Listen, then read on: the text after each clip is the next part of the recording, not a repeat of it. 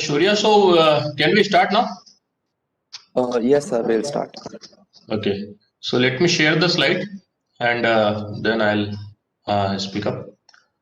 So I hope that as such no introduction is required, these people knows me. Yeah, sir.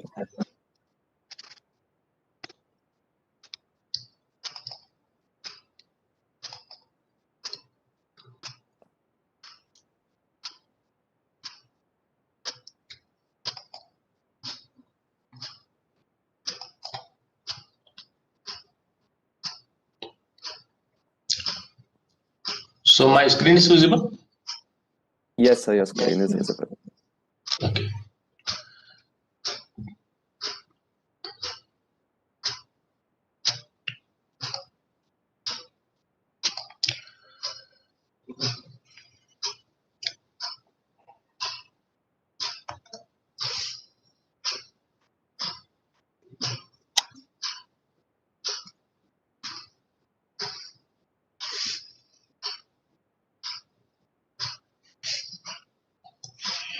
Good. So I am all set. Good morning to all those who have joined. I hope that others are going to join soon. So it's a long time. We have started the orientation camp and we have been interacting since I have been coordinating this particular camp. So I am responsible for covering all those topics which are not covered by some of the speakers. So this is one of the topic which I found that no one is speaking about. So I consider that this is my responsibility to cover this particular topic. So there will be 2-3 talks today, and as you know, the speakers and their session timings. I request all of you to remain present. Maximum of you should be there. So to begin with, I'm going to say something about these two topics which are actually interconnected, which is the self-awareness and the empathy. And as you can see over here, when we are talking about these topics, our coverage is little bit more comprehensive. These two topics have been given a lot of importance, specifically in the corporate world. Recently, if you just see the various workshops organized by the corporate world for their own employees, you will find that these two topics, self-awareness and empathy, has been given a lot of importance. There are complete one-day sessions, at least, which are going on. Even our one of our speaker, Sri Gaurang Das ji, has conducted several commercial level workshops for this type of organizations. So keeping the scope little wider, let me say that what self-awareness we are going to talk about. So definitely the core fundamental question which is associated with the self-awareness is exploring this question. Not the answer as such, but the question itself is very, very important and fundamental. Since several thousand years, people have been trying to identify some reason, some answer, some logical arguments for this particular thing. What am I or who am I?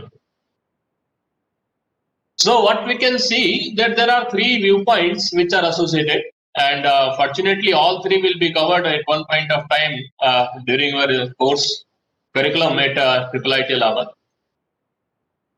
So one viewpoint can be the medical science approach, and this may be related to the anatomy, physiology, cognitive science approach, cognitive technologies are there. As one of the speaker today is Professor U.S. Tiwari, who is going to cover this particular aspect, who is an expert in this cognitive science and technology. We are having a biomedical field as well, where we are going to cover these things. So if you are interested, you can opt for these electives, and where this viewpoint will be elaborated, and then you can understand things. The second viewpoint is this, what I have been talking about, that at the psychological level, people are trying to approach and trying to find the answer to this particular question. And psychologically, there are several models which have been developed. And this is something, some part of this is supposed to be covered by Professor Nina Kohli today. And in our curriculum, the different management subjects, if you see, precisely we are trying to emphasize upon understanding this particular viewpoint. So obviously, since these are supposed to be covered somewhere else, I am not going to talk about this. What I am going to talk about in this particular session is the viewpoint 3 of the self-awareness of this particular thing. What model has been described in the ancient Indian text. So this is something what we are going to talk about. And as I said that my focus is a little wider. So I am of the opinion that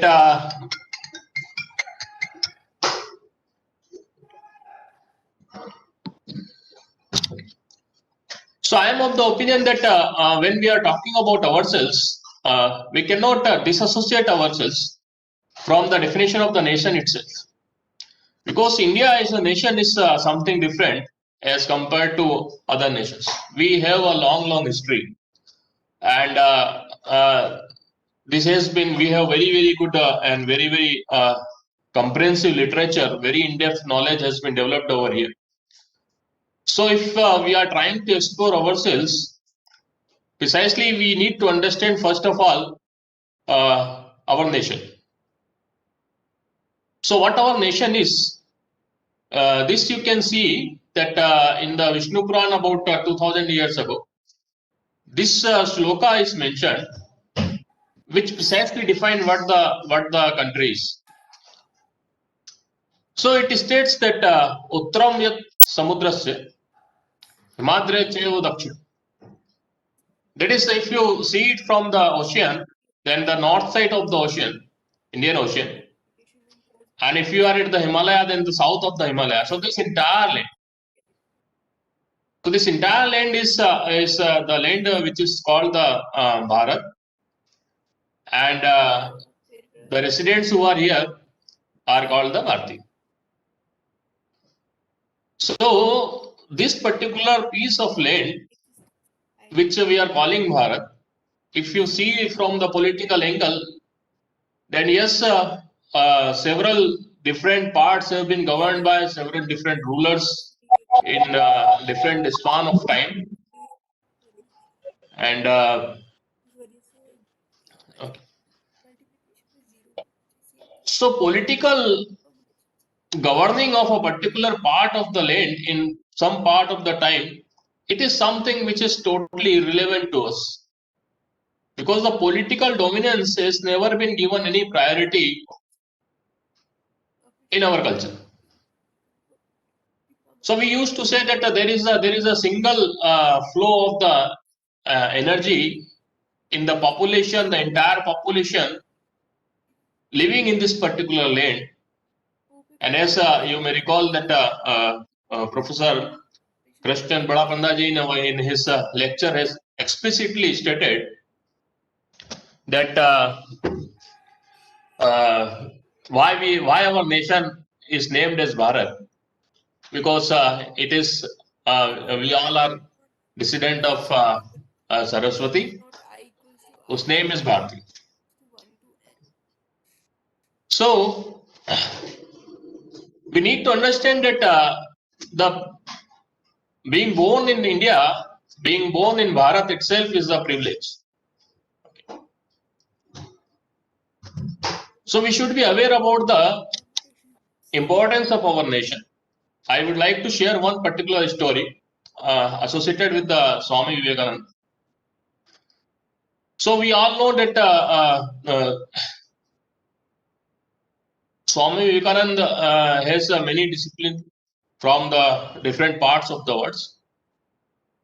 And Sister Nivedita is one of the disciples which who came to India, and she served India till her last breath. So there is one particular incident she mentioned. So it goes like this, that Sister Nivedita asked Swamiji that Swamiji, I have done a lot of service to the nation, to these people of the nation. So will I get the moksha? So Swami Vivekananda said, not in this birth. So Shalini, can you mute please? So can the host? Okay, thank you, Shalini. So the important part is this, that Swami Vivekananda said, no, that this is not possible in this birth, because the first thing what is required in getting moksha is getting a birth on this particular holy land, which we are calling Bharat. So this is such an auspicious land, okay. And there are several explanations given.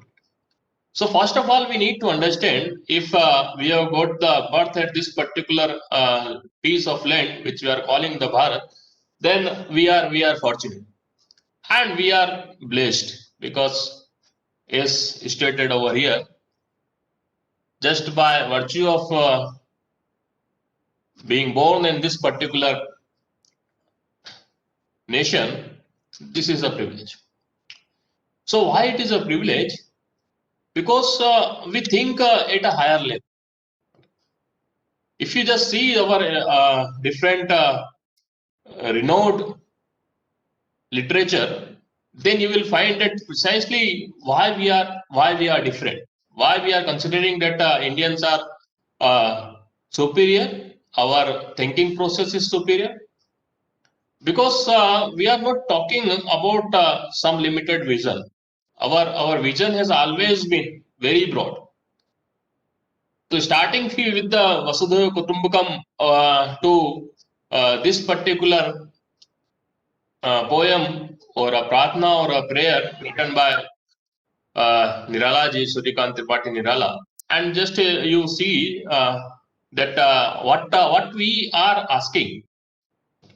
So our vision is reflected in our literature, and the popularity which has been given to this particular poem, almost every program, whenever we are organizing everywhere, we are praying the Saraswati and what we are asking for. So if you just see and try to understand that what precisely we are asking for, you will see that this is something we are not asking anything for ourselves, for our selfishness or our selfish motive. As a society, we are not selfish. As a person, we are not selfish, and we respect those persons who are not selfish. So what we are asking for?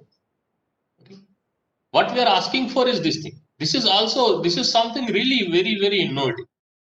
This RAW stands for the noise. So whenever we are independent, whenever we are fully free, then definitely those fully free people will make the noises. The best thing of celebration is making noise everywhere, anywhere. Whenever you want to celebrate, you make noise. So this is something what we are saying, that noise is something which is undesired, but this type of noise is something which is really a reflection of the happiness to all. What we are asking for, we are asking for the novelty everywhere. Just see that what we are asking for. So such is the approach of Indians. We are innovative. We are looking for new things, and whenever we are praying, we are asking for the new things. So this India as a nation, and this philosophy of accommodating all, And this interlinking the entire population across the different political boundaries, if you see that what precisely has been responsible, or what has been the main center thread, which is binding all this entire people, then you will find that actually there are two very important aspects which are related with the language. We are having a language in which our ancient text has been written, and we are calling it the Sanskrit. So Sanskrit from top to bottom of this particular country, from east to west of this particular country, if you go everywhere, you will find that the Sanskrit has been the core of all these teachings. So why? Okay. So why we are suffering? This particular photograph, I got it on the WhatsApp, and this is something which I am showing to you, that why we are suffering over here. There are several reasons. There are several arguments we can put forward.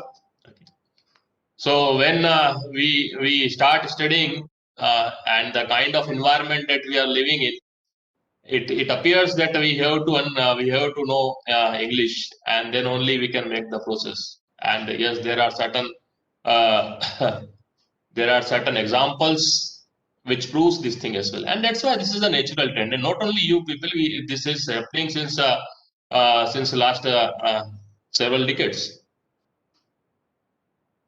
So because of this, our languages are under such conditions. Hindi is almost going to die, and Sanskrit already we have buried long back. So the language is something which is really plays very important role in our upbringing. And here is an example. Just see that what is there in the Sanskrit. So this is something another whenever we are doing any kind of yajna, or whenever we are going to any temple or so, then Sanskrit is giving us very compact, in a very compact way, we can ask almost everything. So this is something you may remember it as well. So what we are asking for whenever we are doing some kind of puja or some kind of yajna, so we are asking for the for this virtues, and you can see over here that this is something we are asking that we should be enabled. We are not asking any particular thing that I should get some vehicle, or I should top the class, or I should be topper of the any particular examination, something like that. Just see that whenever we are asking something a higher level virtues, by which other materialistic thing will automatically get realized. So when you are having the Shuddham Medham Vishwa Pragyam Vidyam Pushtim Shriyam Balam, so these are the virtues we are asking for. Tej Ayushyam Arogyam Dehi. So this is something the power of the Sanskrit. So what we have been teaching in the curriculum of the BTech students, that information should be represented in the compact form, in the compressed form. Compression techniques are there, and it gives you the efficiency. So precisely Sanskrit was doing it. If you just see and try to compare the different languages, you will find that Sanskrit is a language which very efficiently represents the thought. So whenever a thought is coming into your mind and you have to express it, then the information theory suggests that this representation of the information or physical manifestation of the message should be very compact. If we are doing it, then we can design a very robust communication system. So we will discuss information theory some point of time. But here what I am trying to emphasize upon is, before coming to this technical versions, there is a prior version to this, and this version is the language. A thought is coming to your mind, you can express that particular thought in any language. And whenever you are using Sanskrit as a language for expressing the thought, you will find that this is something which is very complex. So there are two levels of compressions which are involved, and this is something we have not been given any emphasis since a long time. So this is something which should be considered and taken into the account, and that's why in our institute we are going to start a particular add-on on the Sanskrit language. If anyone is interested, then he can opt for it. So let us come to the Indian model of understanding this particular viewpoint 3. What we are saying, that the model described in the ancient Indian text about what am I or who am I.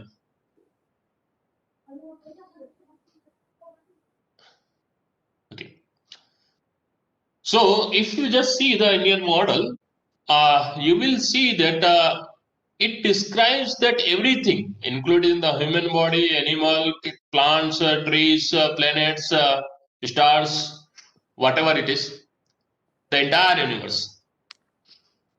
Everything is made up of the 5 basic elements, what we are calling the Panchamaha. So what are these 5 basic elements? This is something which is mentioned over. So it is something the earth, the Prithvi, the Mitti, the water, Pani, the fire, Agni, and Vayu, that is the air, and the atmosphere. So this is something thousands years back. This is something what has been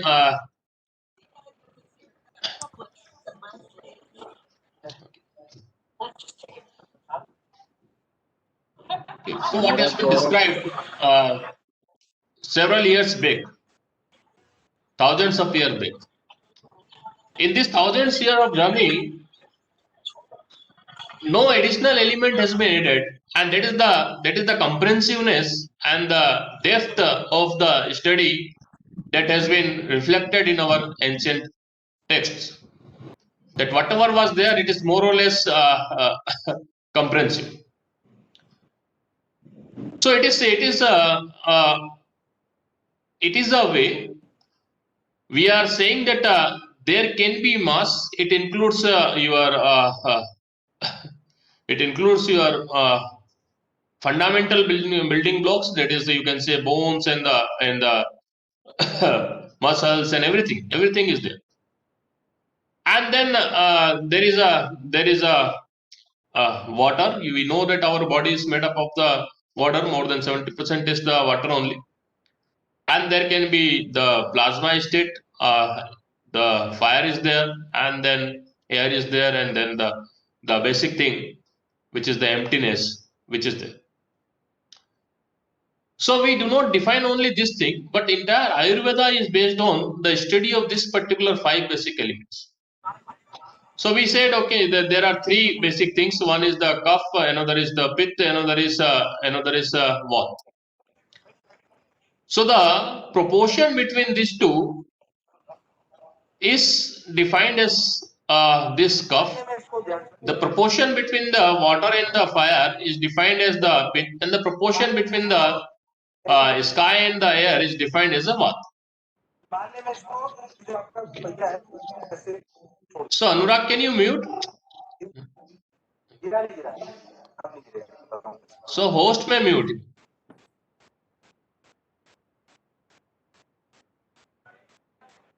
So host may mute all except me.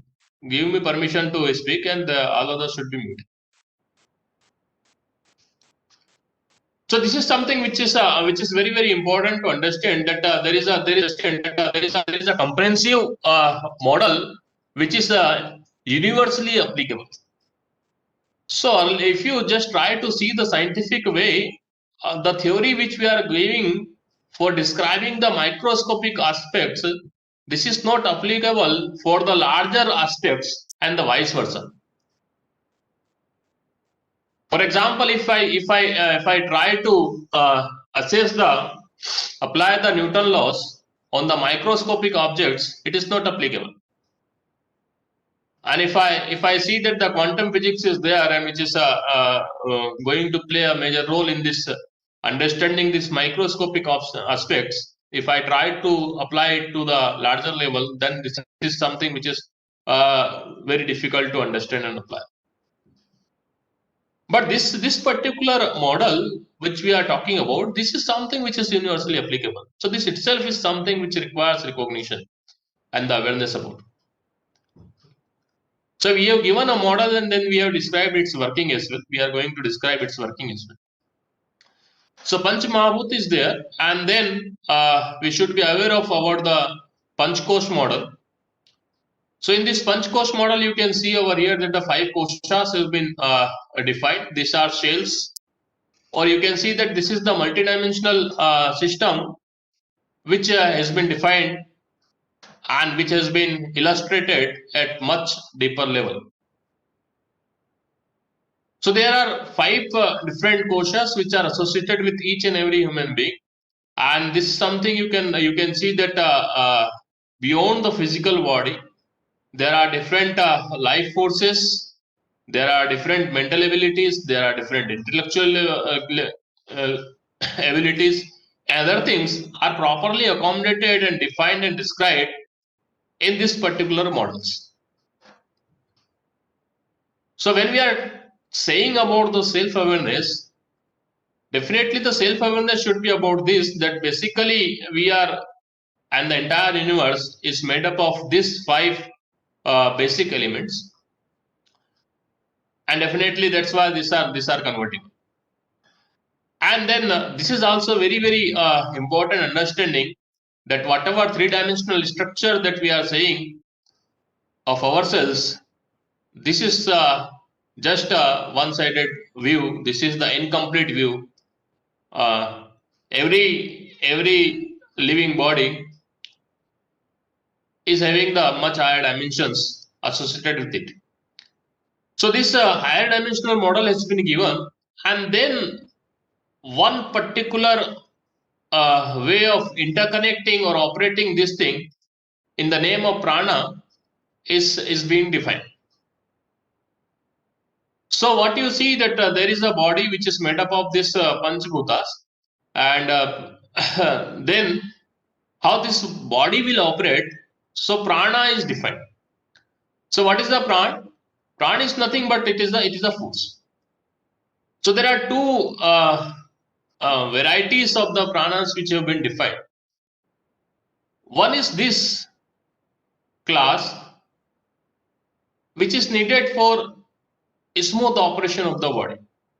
So your body is made up of the 5 elements. Okay, I agreed to it. Now how this body is functioning? So for functioning this particular body, you require some forces. So where the forces are? So there are 5 basic forces which have been defined, and we are calling it the prana. So one is the respiratory system, which is very important. Okay.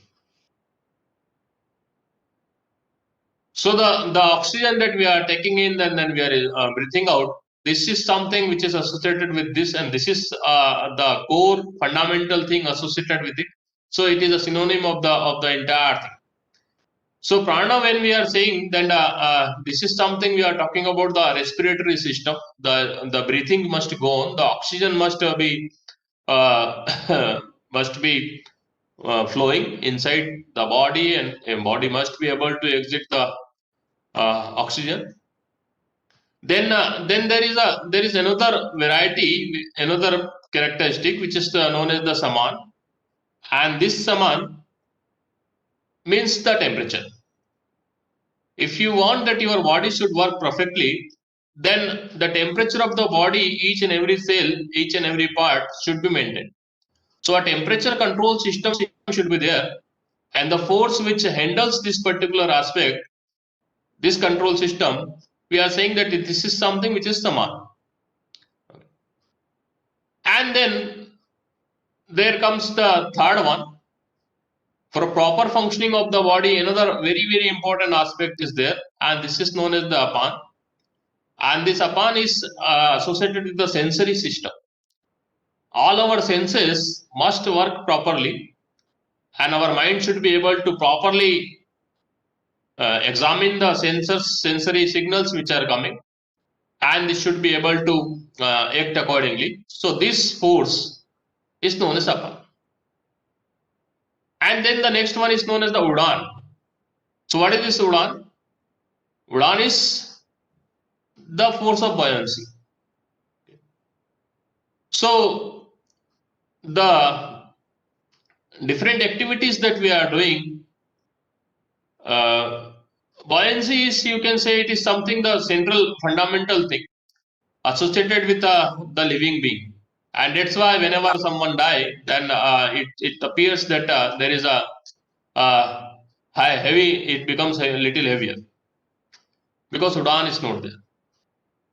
And then there is a vyan, that is the immunity system. Nowadays we are talking a lot about the immunity. So people have been aware of this thing, that there should be immunity in the system, because there are several microscopic level bacteria are there, viruses are there, and your body is required to continuously fight with it. So this particular plan is required. So what we need to understand that several years back, a model was proposed for the human body and the functioning of the human body, and this is so precise. Even today we are saying that this is so precise that this is something what is required. Now the more important thing is, higher level pranas have also been defined. So what are the virtues for which everyone should strive for? It is something which is mentioned over here. How when your body is working perfectly with these pranas, then what you are supposed to do with your body? So what are the forces which are involved in effectively utilizing the body? So once again it is said, it is the 5 higher level of the pranas, and this is something which is defined as the ojas. So what is the ojas? Ojas is something which gives you the enthusiasm. It gives you utsaha, umang, spurti. So this is something which are the when you are feeling well, okay, when you are entire, these pranas are balanced, you will feel that ojas is being generated, and this is something which gives you the motivation to undertake and deliver, undertake new tasks, innovative tasks, and deliver. Then the next level is the tejas. So this is something which is associated with the talent or the skill and the courage. So these are the attributes which are required. So our ancient text said that this is something which is governed by this particular prana, which is known as the tejas. Then comes the intelligence, cleverness, okay, buddhi, chaturya, and yes, wisdom. So this is something which is associated with this particular prana. And then there comes the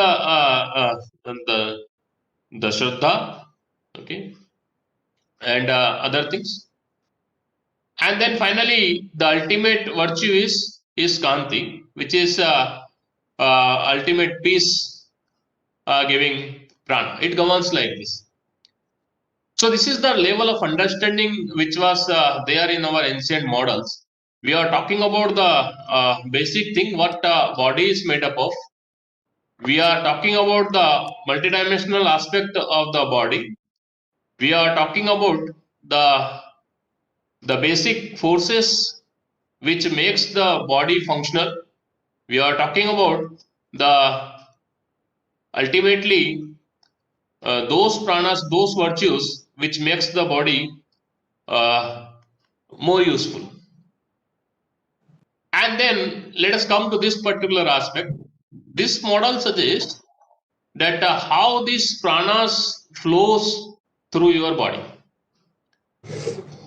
So there are different concept of nadis and chakras is given, and definitely the modern biological approach is not able to gauge this thing, because this is something beyond the perception of the modern instrumentations. But there are logical reasons and there are logical explanations which are associated and which proves itself. So human body itself you can treat as an instrument. So when you go to any Vedda who is working in the, who is practicing the Ayurveda, then he checks your nadi. So nadi is not the pulse, nadi is this. Okay. So only the medical instruments cannot check it. You have to have a living being for experiencing this thing. So this is something which can be experienced, and there is an entire scientific way in which this is something which has been presented in the ancient texts. So what is being said, there are several nadis. Out of these, three majors are considered. So one is known as the Pingla nadi, and another is known as the Ida nadi. So what is being associated, that this is something which is maintaining the coolness of the body. This is something which is maintaining the hotness of the body, and because of this balance between these two, the body temperature is being maintained. This is one way of explaining that how the system is working. So in the ancient text, you will find that every disease is something which has been associated with the disbalance of these basic three attributes, and how the nadi and pranas are connected to it. This is something the entire philosophy, entire model is there. So it is stated that in every human being, these nadis are enabled, and that's why yoga, whenever we are doing the yoga, you will see that whatever benefits of the yoga are available. One explanation is definitely so one explanation is definitely we can directly try to explain it in terms of the oxygen, higher intake of oxygen, and then there are several explanations which could be given. But when you read the explanations given in terms of this nadi and its functioning, then you will find that this is something more logical and convincing. So what you can say that there are two basic nadis, and this is it is also been described that how these are functioning, okay, and how these are located, where these are located. So it is said that in our spinal cord, this is something which exists, but as I said that this is something what is beyond this three-dimensional system, so you cannot measure using the instruments. But the Ayurveda Acharya says that they can experience by just touching it. And the ancient text also said that not only the human body, but even the plants and other things, these people can touch and identify that what it is meant for.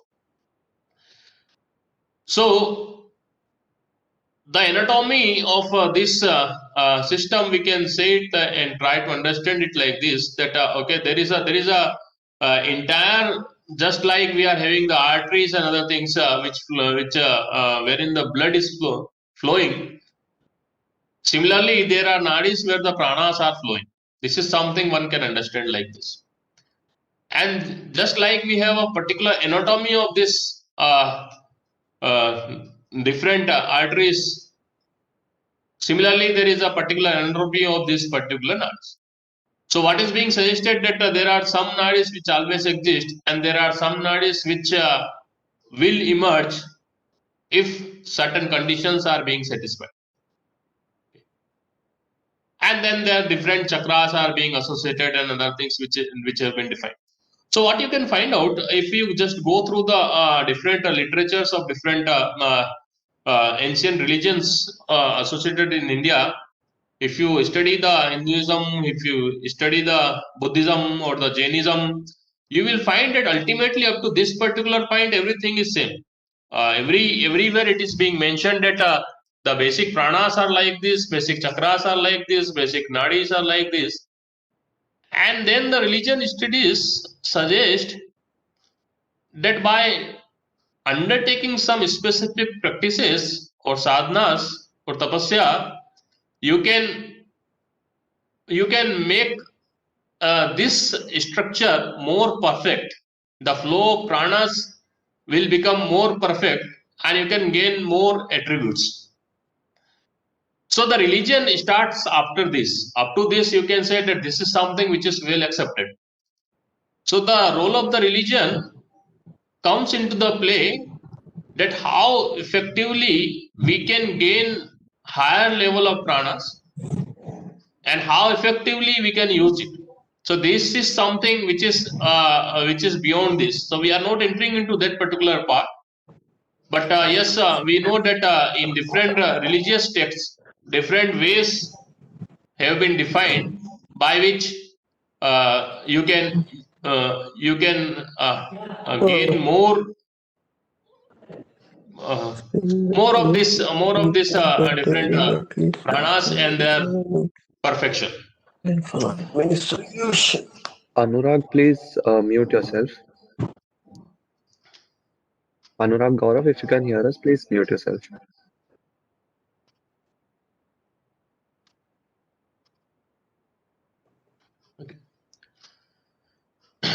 Okay. So let us come to the once again the fundamental question which we have been describing about, that who am I? So Maharshi Ramana, this is the latest one, 1879 to 1950, has been highly regarded, and he gave a very good answer to this particular thing. The question "Who am I?" is not really meant to get an answer. The question "Who am I?" is meant to dissolve the questioner. So this is something which is the finding. It is the latest one, the latest explanation.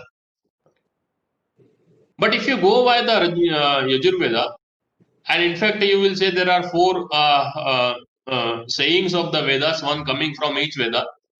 Even the Triple IT Allahabad's motivational, this logo or emblem contains Prajnanam Brahma. This is something which is coming from the Rig Veda, one of the basic thing. Similar thing is said in the Yajurveda, which is more famous. So who am I? It is said that Aham Brahmasmi. And this is something Arya Samaj has, Dayanand Saraswati ji has explained this at depth.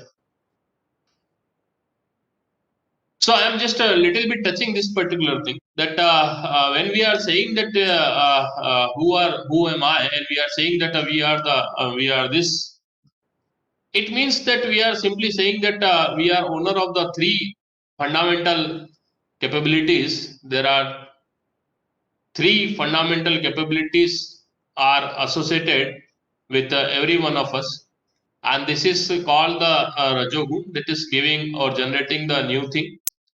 Then the Sattogun, which is maintaining it, and then the Tapogun, which is destroying. So the generator, preserver, and the destroyer. All these three capabilities are required. We know that we are not carrying our cells. Okay, our body, the various cells in our body are supposed to die out when we are alive. Then also there is a process. So this continuous thing should go on. We should grow. It means we are we are using this thing. Okay. We are growing more cells. We want that during their lifetime they should work perfectly fine, and then we want that this is something they should die out and they should leave our body, and that's why the dead skin, we are saying, for example, dead skin is supposed to be removed from the body, otherwise it will create another problem. So all these three things, these fundamental things, fundamental capabilities should be properly understood when we try to understand this particular thing. Next, let me very briefly, we have limited time. Let me very briefly tell you about the empathy or the maturity.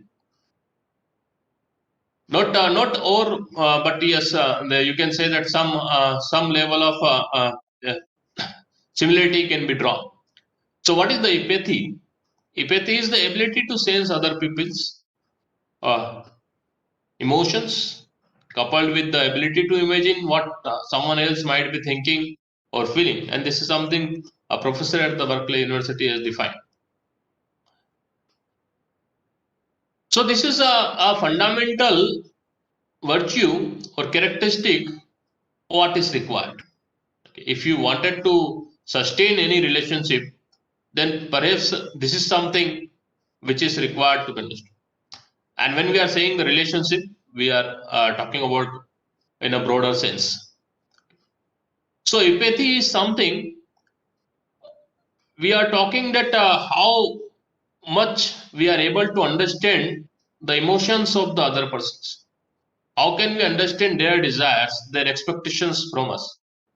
And can we act after detecting, can we act to fulfill those? Or what can we do? So this is something which is a very, very fundamental, and I defined it in the terms of the levels of maturity. And you can say that 3 levels we can define. So we can say that the 0th level of the empathy or the maturity, we can say that when we gain the abilities, those abilities which brings self benefits. So the child is born and totally dependent upon the parents, and over the time he gained some abilities. So he starts doing some work himself, and after some time he starts earning, and then we are gaining the different abilities. So all this we are accounting for the 0th level of ability. Then the first level of the maturity is something which is coming when we start thinking about our own people. So when we are trying to see that our parents are there and we are indebted, and we are trying to extend help and support to our own people, we are saying that okay, one level of maturity has been achieved. And then the second level of maturity is achieved when we are further extending our circle of helping others. So this is something, another aspect of the empathy which is associated with the with all of us, and definitely this is one of the objective of our program, that this is something which should be enhanced. So what I would like to suggest you is something that can we go for a higher level of maturity? Can we develop some empathy, starting with some initial task? So my suggestion to you is this. When we are saying that we need to understand the emotion and requirements of the others, to begin with, we need to understand first of all that we need to move from 0th level to the first level. And for this thing, it is very, very important to develop this particular attitude. In our daily routine, we have been dependent on so many persons, especially our mother and father. So the first thing which I can suggest, that when we are starting to understand and develop the empathy, then let us do it. The first thing, can we have a zero dependency on the other person? Whatever we are doing, our own task, can we do our own task ourselves? And once we are able to do it, the next step is this thing. Can we do something for helping our mother?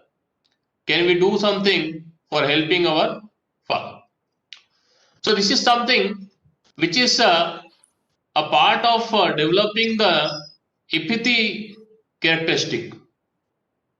Because if we cannot understand the pain of our own parents, then definitely we cannot understand the pain of the other people in the society and the friends. So we need to begin somewhere. So my sincere request to you is this: that try to see yourself and just see that how much what are the tasks for which you are dependent on your family, on other persons. Can you do all these tasks yourself? Zero dependency on other.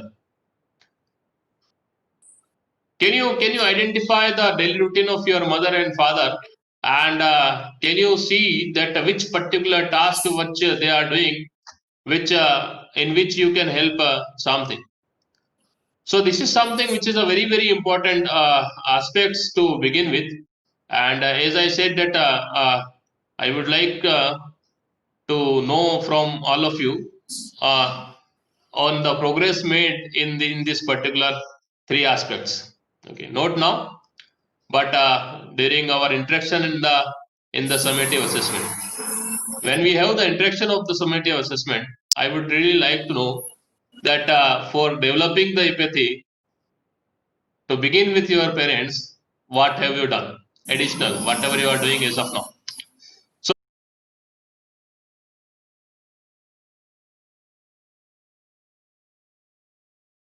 thank you so much for patiently hearing me. I am leaving. You can give me the. Okay. So you may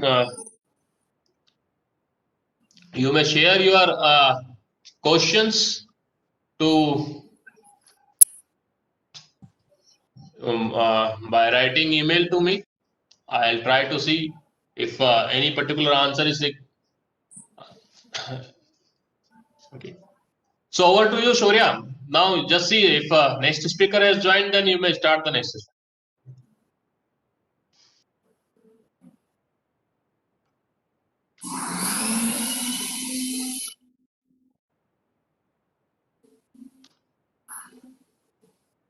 No, Shaurya, you are not audible.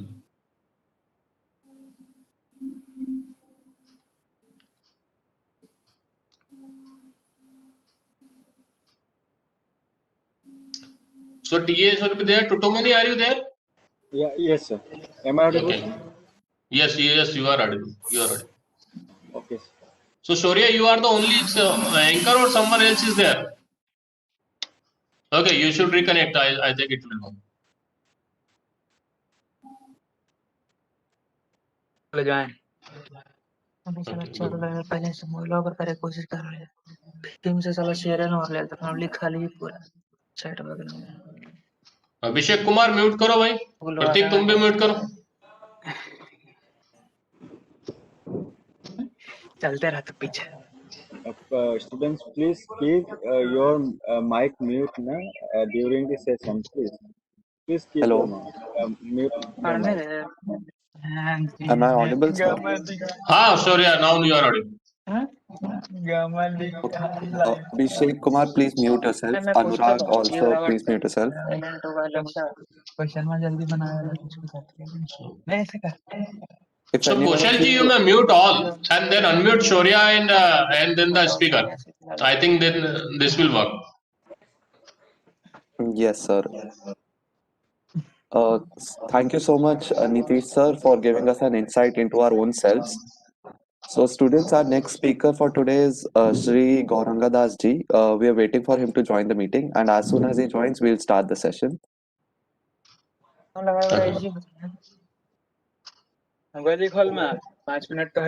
Till then, if you guys have the contact number of Abhishek Kumar and Anurag Gaurav, please ask them to mute themselves through WhatsApp, or you could call them up.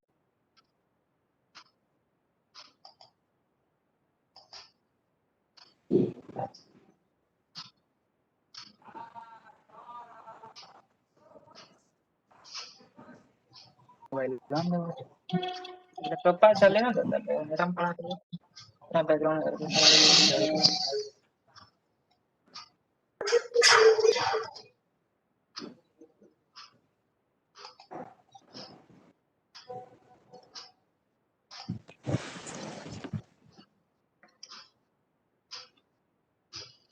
Also, I request all of you to please call your other batchmates who have not joined the meeting yet. There are only 240 participants, out of which there are some TAs, Nitesh sir, and myself.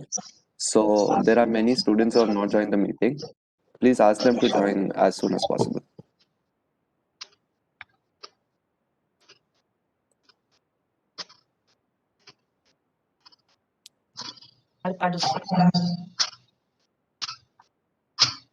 Trend में आ लेना बाकी आवाज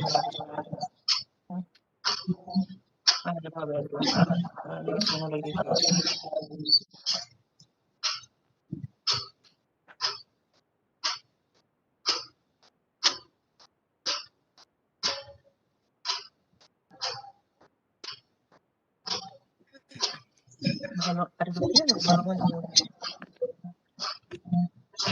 और zero करें zero है Abhishek, if you're listening, please mute yourself. Everybody can hear you.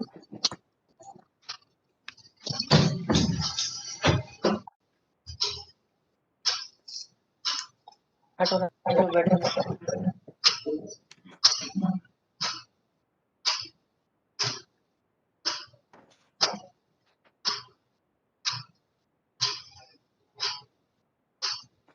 Mahendra का copy जैसा guide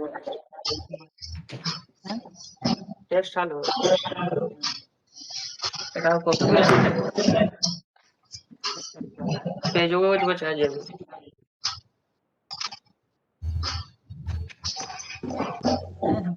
बड़ा